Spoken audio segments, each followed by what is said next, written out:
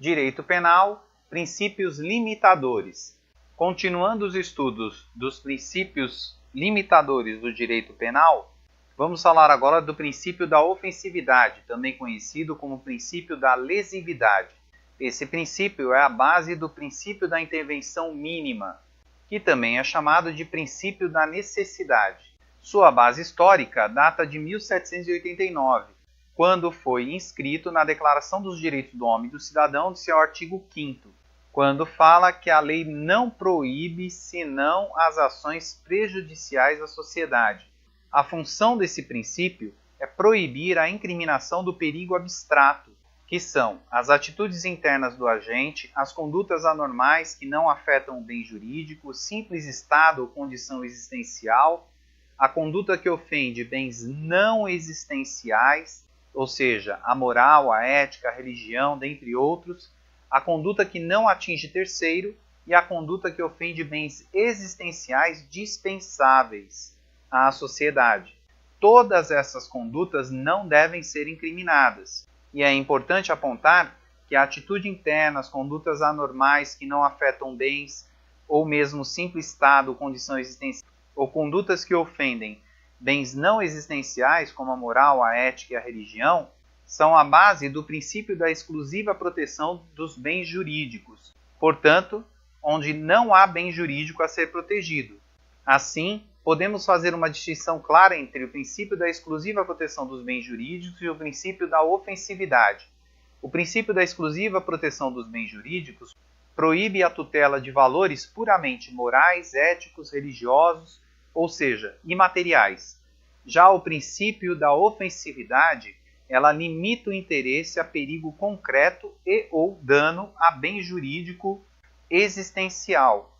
E o princípio da exclusiva proteção dos bens jurídicos também tem fundamento na Declaração dos Direitos do Homem e do Cidadão de 1789. No entanto, ele se encontra no artigo 10, que diz que ninguém pode ser inquietado pelas suas opiniões, incluindo opiniões religiosas, contanto que a manifestação delas não perturbe a ordem pública estabelecida pela lei. Dessa forma, o princípio da ofensividade incrimina somente perigo concreto, que é o que fundamenta a intervenção estatal. Os objetivos principais desse princípio atinge a política criminal e essa também a área interpretativa, deveria ser uma ofensa socialmente relevante. Em relação à política criminal, ele tem um caráter preventivo, portanto, antecede a atuação do legislador e ainda orienta a atividade legislativa de conduta, ou seja, senão aquela do legislador socialmente produz relevante. A lei. Portanto, evitando ela assim, limita a inflação legislativa. Dessa forma, o legislador somente produziria a lei para coibir uma conduta proibida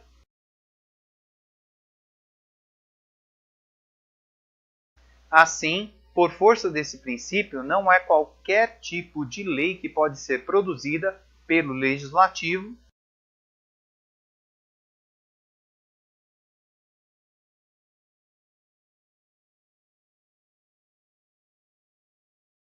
Já em relação ao objetivo interpretativo, ou seja, a dogmática penal, esse princípio tem caráter ex post factum, portanto, tem natureza material.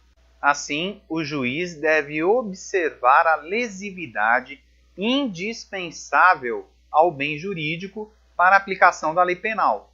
Podemos citar como exemplo o artigo 28 da Lei 11.343, que é a Lei de Drogas, que incrimina o uso pessoal de entorpecentes.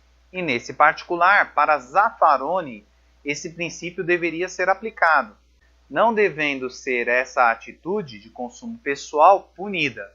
No entanto, não é isso que os tribunais têm julgado.